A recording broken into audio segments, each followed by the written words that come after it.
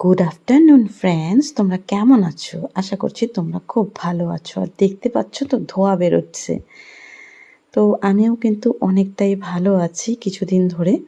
তো একটু তো সমস্যা থাকবেই। তো চলো তোমাদের সাথে একটা মাখান্ডি হালুয়ার রেসিপি শেয়ার করি। দেখো, একটা সাদা ঝকঝকে কড়াই বসিয়ে দিয়েছি। তারপর এটার মধ্যে দিয়ে দিচ্ছি 1 বাটি মেপে সুজি। আর জানো তো বন্ধুরা, আমার না বাসন একদম নোংরা ভালো লাগে না।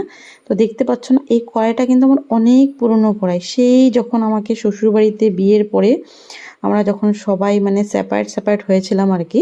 আমরা একসাথেই থাকি, বাট আমাদের খাওয়াটা সেপারেট হয়েছিল। তখন কিন্তু আমি একটা কড়াই কিনেছিলাম, সেই তখনকার কড়াই। দেখো আমি কত যত্ন সহকারে রেখেছি। হ্যাঁ, কানের ওই জায়গাটা মানে কাঁধের ওই জায়গাটা একটু মানে বেশি যদি পরিষ্কার করি তখন খুলে যায়। তো ছাড়ো এসব কথা। দেখো আমি সুজিটাকে কিন্তু খুব সুন্দর করে ভেজে নিচ্ছি, মানে একদম স্টিমটা কমিয়ে হালকা হাতে নেড়ে চেড়ে ভেজে নিচ্ছি। ভাজা হয়ে গেলে যখনই তোমরা মানে এই হালুয়া রেসিপিটা বানাবে, যখনই তোমরা দেখবে একটা মিষ্টি গন্ধ বেরোচ্ছে, তখন কিন্তু তোমরা এটাকে আরেকটা বাটির মধ্যে ট্রান্সফার করে নেবে, যেন কালারটা নষ্ট না হয়ে যায়। তো দেখো আমি একটা সুন্দর বাটির মধ্যে, এটাও কিন্তু একটা পরিষ্কার বাটি, একদম সাদা বাটির মধ্যে আমি ঢেলে নিলাম। ঢেলে এখানে আমি 1 কাপ গরম দুধ দিয়ে দিয়েছি। ঠান্ডা দুধ দিলেও চলবে, বাট আমি এখনই গরম করেছিলাম দুধটা, এখনই দিয়ে দিলাম।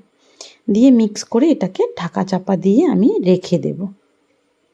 ওই ততটুকু সময় রাখবো যতটুকু সময় আমি এই রেসিপিটার বাকি কাজগুলো করব।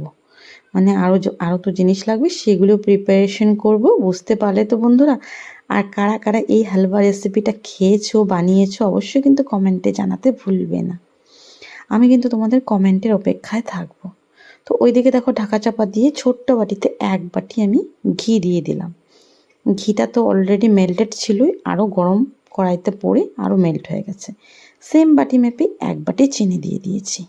তো দেখো এটাকে এভাবে একদম লো ফ্লেমে নেড়ে চেড়ে এটাকে একদম ক্যারামেল করে নিতে হবে। আর এই রেসিপিটা আমি এত সুন্দর করে বানাচ্ছিলাম বন্ধুরা, আমার ছেলে এসে মাঝখানে কথা বলে এমনই একটা কথা বলেছিল, মানে আমার রাগ উঠে গিয়েছিল।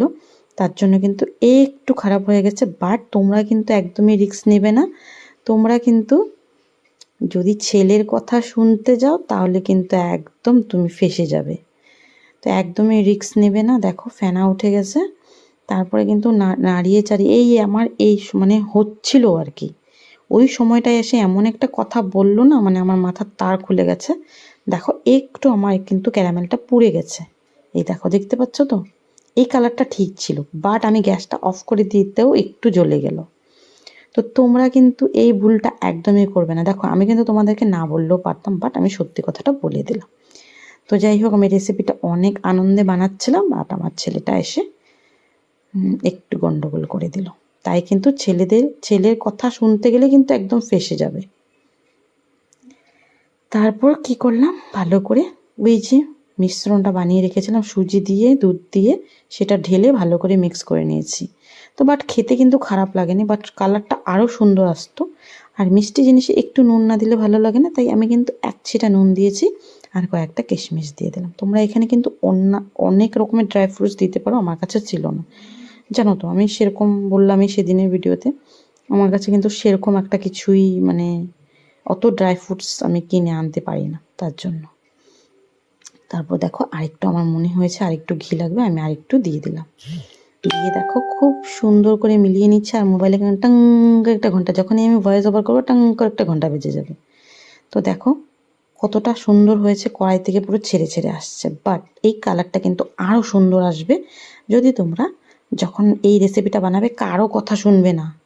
যদি কারো কথা শুনলে, বিশেষ করে ছেলের কথা শুনবে, একদম ফেঁসে যাবে, বেজে যাবে কালিরামের ঢোল। ফেঁসে যাবে বেজে যাবে কালিরামের ঢোল। তো বলো রেসিপিটা কেমন হয়েছে? ভালো লাগলে অবশ্যই একটা লাইক শেয়ার করতে